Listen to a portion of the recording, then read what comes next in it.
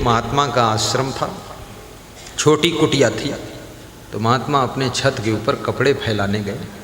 उसके थोड़ा दूर पड़ोस में एक वेश्या का घर था। तो वेश्या भी छत पर अपनी साड़ी फैलाने गई। तो महात्मा ने वेश्या को देखा तो मन ही मन कुछ कठोर बोले कि बड़ी चुड़ैल है और बहुत गंदी औरत है और ये है वो है।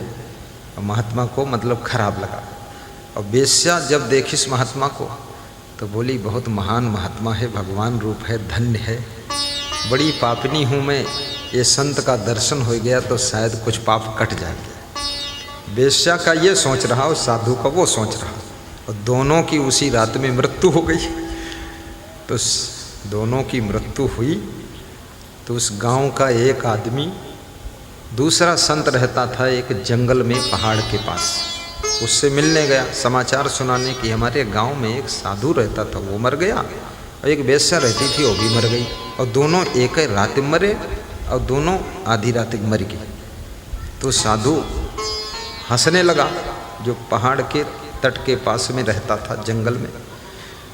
तो जो सूचना लेकर गया था वो कहने लगा कि आप हंसते हैं, दोनों मर गए। बोले हंसते इसलिए हैं, परिणाम उल्टा हो गया, वेश्या को मुक्ति मिल गई और साधु का फिर से जन्म हुआ। बोले कैसे?